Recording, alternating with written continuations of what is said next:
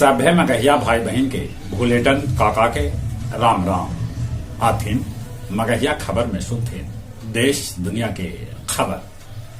प्रधानमंत्री नरेंद्र मोदी लचित बेरफुकन के 400वीं जयंती पर कहलन कि देश आज गुलामी के मानसिकता छोड़ के अपन विरासत पर गर्व करी थे।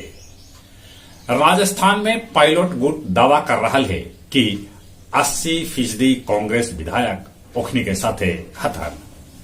संविधान सभा समारोह में आज सुप्रीम कोर्ट में शामिल हुए प्रधानमंत्री नरेंद्र मोदी। दिसंबर के तीसरा या चौथा सप्ताह में बिहार में करावल जा सका है नगर निकाय चुनाव। भारत जोड़ो यात्रा में लगल पाकिस्तान जिंदाबाद के नारा ऐसा कहल जा रहा है। गुजरात के सभे जिला में जियो शुरू कैलक 5G सेवा।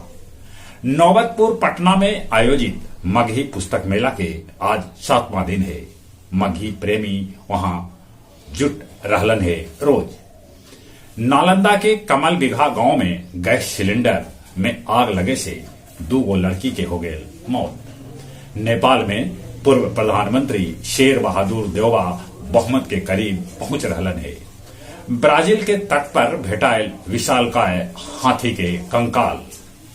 पनामा में चल रहा विश्व वन्य जीव संरक्षण में शार्क और कछुआ के बचावे लेल कैकन देश हो गया तैयार।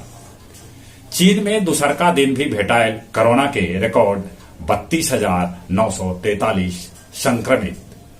भूटान से गया जिलेल विमान सेवा 4 दिसंबर से शुरू हुए।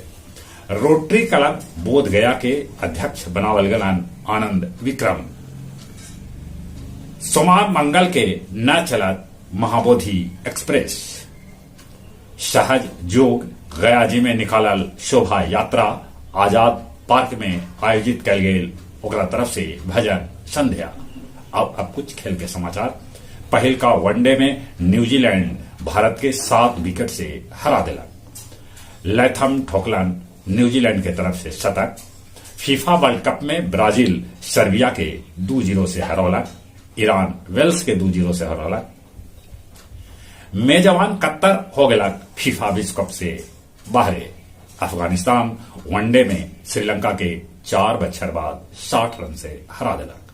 जहां तक मौसम के सवाल है, मौसम विभाग सूचना दिलका है कि कल माने शुक्रवार के गया जी सबला ठंडा रहा।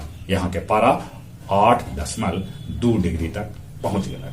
चलिए एक बार फिर से अपने सभे के भूलेटन काका के राम राम।